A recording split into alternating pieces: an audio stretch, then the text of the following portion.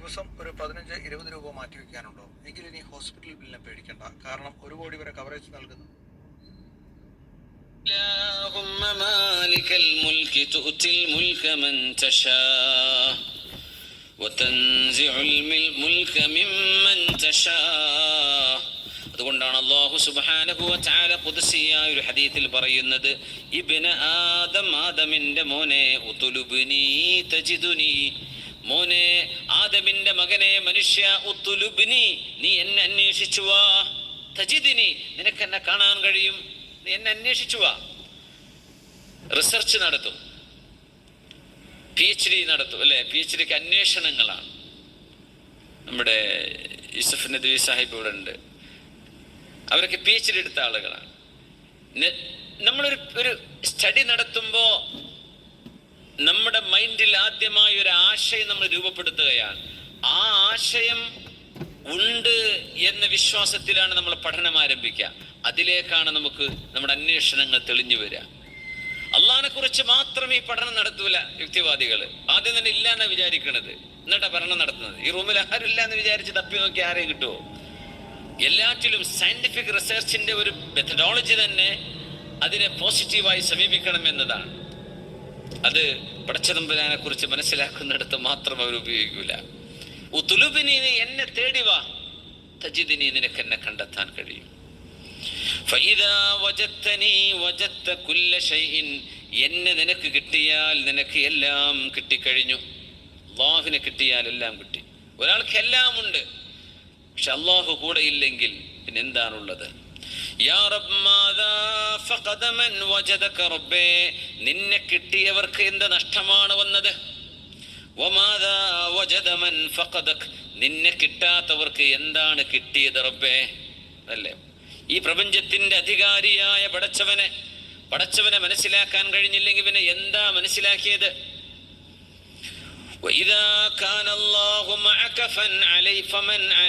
അല്ലാഹു നിന്റെ കൂടെയുണ്ടെങ്കിൽ നിനക്കെതിരായിട്ട് ആരുണ്ടാകും? അല്ലാഹു നിനക്കെതിരാണെങ്കിൽ നിന്റെ കൂടെ നിൽക്കാൻ ആരുണ്ടായിട്ട് എന്താണ്? അല്ലാഹു നിനക്കെതിരാണെങ്കിൽ ആരുണ്ട് നിന്റെ കൂടെ?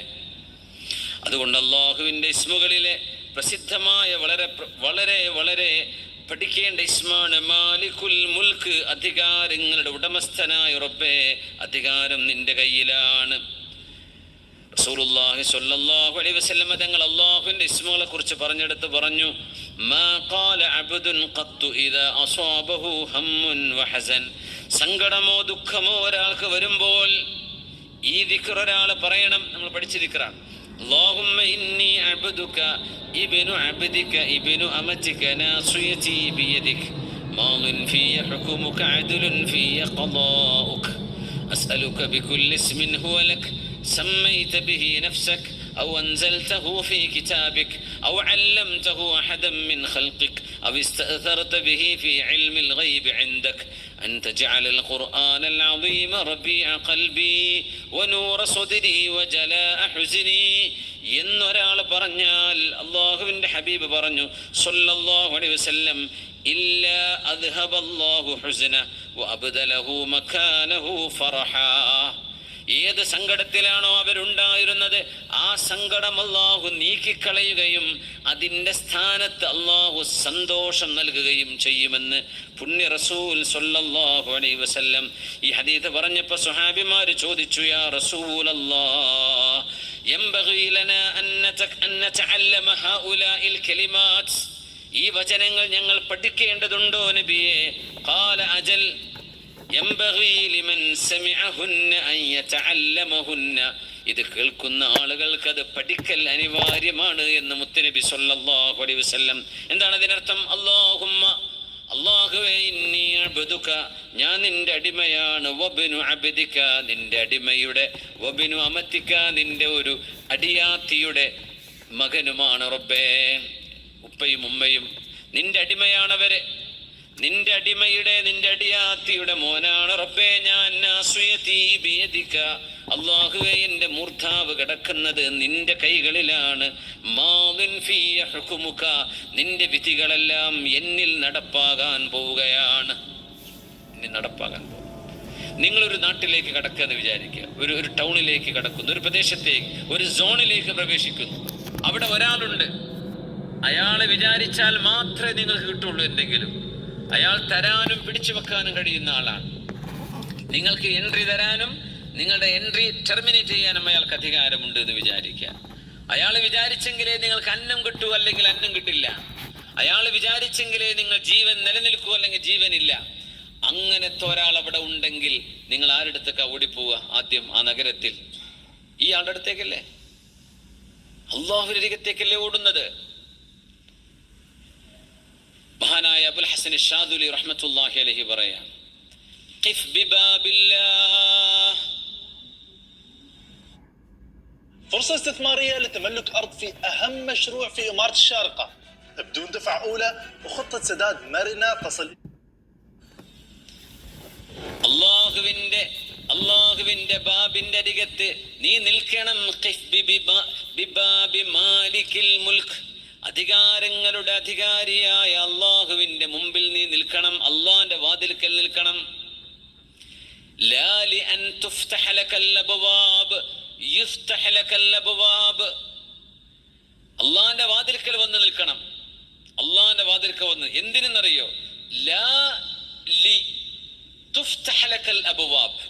അള്ളാന്റെ മുമ്പിലേക്ക് വന്നാൽ ബാക്കി എല്ലാ വാതിലുകളും എനിക്ക് തുറക്കപ്പെടും എന്ന് വിചാരിച്ച് നിൽക്കണ്ട. നീ അള്ളാഹുവിന്റെ മുമ്പിൽ നിൽക്കേണ്ടവനാണ് എന്ന ബോധത്തോടുകൂടെ നിന്നുകൊടുക്ക്. എന്നാൽ തുഫ്തഹ ലകൽ അബ്വാബ്, എല്ലാ വാതിലുകളും അള്ളാഹു നിനക്ക് തുറന്നു തരും. പക്ഷെ നീ ആദ്യം നിസ്കാരം തുടങ്ങിയത് ജോലി ഇട്ടാനാണ്. ദിവസം ഖുർആൻ ഓതുന്നത് വരാൻ പോണ ഇന്റർവ്യൂ പാസ്സാവാനാണ്. സുബൈക്ക് അള്ളാഹ് നിസ്കരിക്കണത് ഡ്രൈവിംഗ് ടെസ്റ്റ് പാസ്സാവാനാണ്. കഴിഞ്ഞു കഥ. ഇതല്ല അള്ളാഹു ഉദ്ദേശിക്കുന്നത്. ഖിഫ് ബിബാബില്ലാഹ്. അള്ളാഹുവിന്റെ വാതിൽക്കൽ നീ നിൽക്കണം. എന്തിന്? നീ അവന്റെ മുമ്പിലല്ലേ നിൽക്കേണ്ടത്. വേറെ ആർക്കെന്ത് ചെയ്യാൻ പറ്റും? മാനേജർ പറയാ എന്റെ ജോലി ഞാൻ തട്ടിക്കളയും. നിന്റെ ജോലിയും മാനേജർ ജോലിയും കിടക്കണം അള്ളാന്റെ കയ്യിലാണ്, അല്ലേ? പക്ഷെ എന്തിനു നീ പേടിക്കണം? എന്ന് വെച്ച് ജോലിയിൽ അലമ്പ് കാട്ടണം എന്നല്ല പറഞ്ഞത്. നേർക്ക് നേരെ പോകുന്ന ഒരു മനുഷ്യനെ ഒരാൾ ഭീഷണിപ്പെടുത്തുക എന്ന് പറഞ്ഞാൽ അയാള് ഭീഷണിപ്പെടുത്തിക്കൊണ്ടേ. അയാളുടെ അധികാരവും അള്ളാന്റെ കയ്യിലല്ലേ, റിസ്ക് കിടക്കുന്ന അള്ളാഹുവിന്റെ കയ്യിലല്ലേ. ഖിഫ് ബിബാബില്ലാഹ്. അള്ളാഹുവിന്റെ വാതിൽക്കൽ പോയി നിൽക്കുക. അവിടെയാണ് നിൽക്കേണ്ടത്. ജീവനും മരണവും തരാൻ കഴിവുള്ളത് ഒരേ ഒരുത്തൻ മാത്രം. അള്ളാഹുവിനത് ചെയ്യാൻ പറ്റൂ? മനുഷ്യന്മാർക്ക് ചെയ്യാൻ പറ്റുമോ? ഇല്ല. നമ്മുടെ റിസ്ക് അള്ളാഹുവിന്റെ കയ്യിലാണ്, ആർക്കൊന്നും ചെയ്യാൻ പറ്റൂല. നമ്മുടെ മരണം അത് എപ്പോഴാണെന്ന് നമുക്കറിയില്ല, അള്ളാഹുവിന്റെ കയ്യിലാണ്. നമ്മൾ ജനിച്ചത് അള്ളാഹുവിന്റെ തീരുമാനപ്രകാരമാണ്. നമ്മളിനി മരിക്കുന്നതും അള്ളാഹുവിന്റെ തീരുമാനപ്രകാരമാണ്. നമ്മളോട് ചെയ്യാൻ പറഞ്ഞു, അധ്വാനിക്കാൻ പറഞ്ഞു, നിങ്ങൾ അധ്വാനിക്കണം. തരുന്നതും എടുക്കുന്നതും സൗകര്യം തരുന്നതും സങ്കുചിതമാക്കുന്നതും എല്ലാം അള്ളാഹുവിന്റെ അധികാരമാണ്. നിങ്ങൾ അള്ളാഹുവിന്റെ അധികാരത്തിലേക്ക് കടന്നു വന്നാൽ, നമ്മളൊക്കെ ഈ പ്രപഞ്ചത്തിലേക്ക് കടന്നു വന്നാൽ ഉടനെ ചിന്തിക്കണം, എന്റെ ഈ ശരീരത്തിൽ രോഗം തരാനും അതെടുക്കാനും കഴിവുള്ളവൻ അള്ളാഹുവാണ്. എന്റെ ജീവൻ നിലനിർത്തുന്നതും എനിക്ക് മരണം നൽകുന്നതും അള്ളാഹുവാണ്. എന്റെ റിസ്ക് അതിൽ ബറക്കത്ത് നൽകാൻ കഴിയുന്നത് അള്ളാഹുവാൻ, അതെടുത്തു കൊണ്ടുപോകാൻ കഴിയുന്നതും അള്ളാഹുവാൻ. അങ്ങനത്തെ ഒരു പടച്ചവനാണ് നിങ്ങളുടെ റബ്ബ് എന്ന് ബോധ്യപ്പെട്ടാൽ നമ്മൾ എന്ത് ചെയ്യണം? ആ റബ്ബിന്റെ മുമ്പിൽ പോയിട്ടല്ലേ പറയേണ്ടത്. ആ റബ്ബിനോടല്ലേ നമ്മുടെ പരാതി പറയാൻ പറ്റൂ. അള്ളാഹുവിന്റെ അധികാരമാണത്. ഖിഫ് ബിബാബില്ലാഹ്. അള്ളാഹുവിന്റെ വാതിൽക്കൽ വന്ന് നിൽക്കണമേ. അബുൽ ഹസൻ ഷാദുലി റഹ്മത്തുള്ളാഹി അലൈഹി പറയാം, ലാ ലിഅൻ തുഫ്തഹ ലകൽ അബ്വാബ്. എല്ലാ വാതിലുകളും അത് കാരണം തുറക്കപ്പെടും എന്ന് പ്രതീക്ഷിച്ചുകൊണ്ടല്ല അള്ളാന്റെ വാതിൽക്കൽ വന്ന് നിൽക്കേണ്ടത്. നീ നിൽക്കേണ്ടത് അള്ളാഹു അവത് അർഹിക്കുന്നവനാണ്. റബ്ബിനോട് മാത്രമേ എനിക്കിത് ചെയ്യാൻ പറ്റൂ. എന്റെ ഉടമസ്ഥൻ അള്ളാഹുവാൻ, അതുകൊണ്ട് നീ അവിടെ പോയി നിൽക്ക്. വേറെ എവിടെ പോയി ചോദിച്ചിട്ട് എന്താണ്? അങ്ങനെയാണെങ്കിൽ തുഫ്തഹ ലകൽ അബ്വാബ്, എല്ലാ വാതിലുകളും നിങ്ങൾക്ക് തുറക്കപ്പെടും. ആര് പറഞ്ഞു? ഷാദുലി ത്വരീഖത്തിന്റെ മഹാനായ ശൈഖ് അബുൽ ഹസൻ ഷാദുലി റഹ്മത്തുള്ളാഹി അലൈഹി. അള്ളാന്റെ വാതിൽക്കൽ നിൽക്കുക. പിന്നെ പറഞ്ഞു, അള്ളാഹുവിന്റെ അധികാരം അള്ളാഹുവിന്റെ മാലിക്കുൽ മുൽക്കായ റബ്ബിന്റെ അധികാരമാണ്. ആ അധികാരത്തിന്റെ മുന്നിലാണ് നീ നിൽക്കേണ്ടത്. എന്തിനല്ല? ലാ ലിഅൻ തഖ്ളഅ ലക الرقاب തഖ്ളഅ ലക الرقاب ഖും ബിബാബിൽ മലിക്. ഉടമസ്ഥനായ മാലിക്കുൽ മുൽക്കായ അല്ലാഹുവിന്റെ അധികാരത്തിന്റെ ഉടമസ്ഥന്റെ മുമ്പിൽ വന്ന് നീ നിൽക്ക്. യഖ്ളഅ ലി മാലിക്കിൽ മുൽക്ക് ലാ ലിഅൻ തഖ്ളഅ ലക الرقاب തഖ്ളഅ ലക الرقاب. അള്ളാഹുവിന്റെ മുമ്പിൽ പോയി നീ തലകുനിക്ക്. എന്തിനല്ല? ബാക്കിയുള്ളവരൊക്കെ നിനക്ക് തലകുനിക്കാനും നിനക്ക് കീഴ്പ്പെടാനുമല്ല. നിന്റെ ലക്ഷ്യം അതാവരുത്. നീ അള്ളാഹുവിന്റെ മുമ്പിൽ കീഴ്പ്പെട്ടു കൊടുക്ക്. എന്തിനല്ല? ബാക്കിയുള്ളവര് നിന്റെ കാര്യം നടക്കണമെന്ന് വിചാരിച്ചല്ല, ബാക്കിയുള്ളവർ നീ പറഞ്ഞെടുത്ത് കിട്ടണമെന്ന് വിചാരിച്ചുകൊണ്ടുമല്ല. അങ്ങനെ അല്ലാതെ നീ അള്ളാഹുവിന്റെ മുമ്പിൽ, മാലിക്കുൽ മുൽക്കിന്റെ മുമ്പിൽ തലകുനിച്ചാൽ തഖ്ളഅ ലക الرقاب, ബാക്കിയെല്ലാം നിന്റെ മുമ്പിൽ തലകുനിക്കുന്നത് കാണാൻ കഴിയും. നിനക്ക് ചെയ്യുന്നത് അള്ളാഹുവിന് വേണ്ടി. അപ്പൊ നീയത്തിന്റെ ഒരു പ്രശ്നമാണ്. അള്ളാഹു റബ്ബുൽ ഇസ്സത്തിന്റെ മുമ്പിൽ നമ്മൾ ചെയ്യുന്നത് ബാക്കി വാതിലുകൾ തുറക്കപ്പെടാനല്ല. അള്ളാഹുവിന്റെ മുമ്പിൽ നമ്മൾ തലകുനിക്കുന്നത് ബാക്കിയുള്ള ആളുകൾ നമുക്ക് വേണ്ടി തലകുനിക്കാനുമല്ല. അങ്ങനെയാണെങ്കിൽ അള്ളാഹുവിന്റെ അദമത്തും അള്ളാഹുവിന്റെ ജലാലും മനസ്സിലാക്കിയിട്ടാണ് അത് ചെയ്യുന്നതെങ്കിൽ ബാക്കി എല്ലാ വാതിലുകളും അള്ളാഹു നിങ്ങൾക്ക് തുറന്നു തരും. ബാക്കി എല്ലാവരുടെ റിഖാബുകളും അവരുടെ പെരടികളും നിങ്ങൾക്ക് കീഴ്പ്പെടുന്നത് കാണാൻ കഴിയും. ഇത് പറഞ്ഞത് തസൂഫിന്റെ മഹാനായ പണ്ഡിതൻ മഹാനായ അബുൽ ഹസൻ അശ്ശാദുലി റഹ്മത്തുള്ളാഹി അലൈഹി. صلوا على النبي محمد وآله. اللهم صل على سيدنا محمد وعلى آل سيدنا محمد وبارك وسلم عليه. اللهم صل على سيدنا محمد وعلى آل سيدنا محمد وبارك وسلم عليه. اللهم صل على سيدنا محمد وعلى آل سيدنا محمد وبارك وسلم عليه. الله رب العزة അല്ലാഹുവിന്റെ അധികാരത്തെ കുറിച്ച് പറയുന്നു. സിറാത്തില്ലാഹി الذي له ما في السماوات وما في الأرض ألا إلى الله تصير الأمور. صراط الله الذي له ما في السماوات وما في الأرض. ഇസ്ലാം എന്നത് അള്ളാഹുവിൻ്റെ മാർഗമാണ്. ആരാണ് അള്ളാഹു? ലഹു, അവൻ അധികാരപ്പെട്ടതാണ്, അവന്റെ ഉടമസ്ഥതയിലുള്ളതാണ്. മാ ഫിസ് സമാവാതി വമാ ഫിൽ അർള്, ആകാശഭൂമികളിലുള്ളത്, അതായത് പ്രപഞ്ചത്തിലുള്ള മുഴുവനും അള്ളാഹുവിന് അധികാരപ്പെട്ടതാണ്, അള്ളാഹിന്റെ ഉടമസ്ഥാവകാശമാണ്. അലാ ഇലല്ലാഹി തസീറുൽ ഉമൂർ, അറിയണമേ എല്ലാ കാര്യങ്ങളുടെയും മടക്കം അള്ളാഹുവിലേക്കാണ്.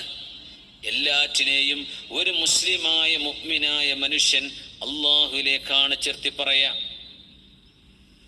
എന്നാൽ അവിശ്വാസികൾ അങ്ങനെ കാണുന്നില്ല. അവര് കാണുന്നത് ഇത് പ്രപഞ്ചത്തിന്റെ ഒരു പ്രാപഞ്ചികമായ ഏതോ ഒരു നാച്ചുറൽ സൈക്കിൾ എന്ന് പറയും. ഈ നേച്ചറിനെ പടച്ചത് അള്ളാഹുവാണ്. പ്രകൃതിക്ക് എന്തെങ്കിലും ചെയ്യാൻ പറ്റുമോ? പ്രകൃതിവാദികൾ എന്ന് പറയാം, നാച്ചുറലിസ്റ്റുകൾ. പ്രകൃതി അങ്ങനെ ചെയ്തു, പ്രകൃതി ഇങ്ങനെ ചെയ്തു. എന്തേ പ്രകൃതി എന്ന് പറഞ്ഞ സാധനം? അഹങ്കാരം കൊണ്ട് പടച്ച തമ്പുരാൻ എന്ന് പറയാൻ കഴിയാത്തവരാണ് പ്രകൃതി എന്ന് പറയുള്ളൂ. അഹങ്കാരം സമ്മതിക്കണില്ല ഇതിന് പടച്ചമുണ്ട് എന്നുള്ളത്. എന്നാ ഞാൻ തന്നെ പടച്ചെന്ന് പറയാൻ ധൈര്യമില്ല. അപ്പൊ പിന്നെ പ്രകൃതി എന്ന് പറയും. ഈ പ്രകൃതി എന്ന് പറഞ്ഞ സാധനം എന്തും ചെയ്യാൻ പറ്റും? പ്രകൃതി അങ്ങനെ സംഭവം ഉണ്ടോ?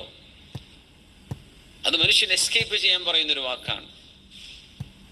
അഹങ്കാരം കൊണ്ട് ഒരു പടച്ചവന് സബ്മിറ്റ് ചെയ്യാൻ പറ്റും. ഇസ്ലാം, മുസ്ലിം എന്ന് പറഞ്ഞാൽ എന്താ? തലകുനിച്ച് കീഴ്പ്പെട്ടു കൊടുക്കുക. പടച്ചവനെ നിന്റെ അധികാരം ഞാൻ സമ്മതിച്ചു റബ്ബേ, ഞാനിവിടെ തലവക്കി കളിച്ചിട്ട് കാര്യമില്ല, നീയാണ് ഇതിന്റെ അധികാരി. ഞാനിവിടെ ജനിക്കുന്നതിന് മുമ്പും ഇതുണ്ട്, ഈ ലോകമുണ്ട്. ഞാൻ ജനിക്കുന്ന മുമ്പ് ലോകമുണ്ടല്ലോ, പിന്നെ ഞാൻ അള്ളാഹിനോട് അഹങ്കാരം കാണിച്ചിട്ട് എന്താ കാര്യം? അള്ളാഹുവിന്റെ അധികാരം അവിടെ ഉണ്ട്. ഞാൻ വരുന്നതിന് മുമ്പുണ്ട്, ഞാൻ പോയാൽ അള്ളാഹുവിന്റെ അധികാരമുണ്ട്. ഇവിടെ ജീവനും മരണവും ക്രിയേഷനും നടന്നുകൊണ്ടേയിരിക്കുകയാണ് ഓരോ സെക്കൻഡിലും.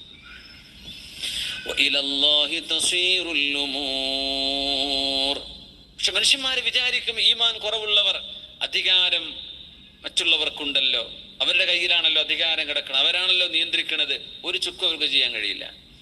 അധികാരം കാണിച്ചുകൊണ്ട് പേടിപ്പിക്കാൻ ഒരാൾ ശ്രമിച്ചാലും ഒരു മുസ്ലിം അതിന് വഴങ്ങേണ്ടതില്ല. എന്തുകൊണ്ട്? അവന്റെ കയ്യിലുള്ള അധികാരം എടുത്തു കളയാൻ കഴിയുന്നവനാണ് മാലിക്കുൽ മുൽക്കായ അള്ളാഹു. പിന്നെ ഇവനെന്ത് ചെയ്യാൻ പറ്റും? അവനൊരു മരണം വന്നാൽ അവന്റെ അധികാരം കൊണ്ട് അതിൽ എടുത്തു മാറ്റാൻ പറ്റുമോ? ഒരു മാരക അസുഖം വന്നാൽ മാറ്റാൻ പറ്റുമോ? ഒന്നും ചെയ്യാൻ പറ്റില്ല.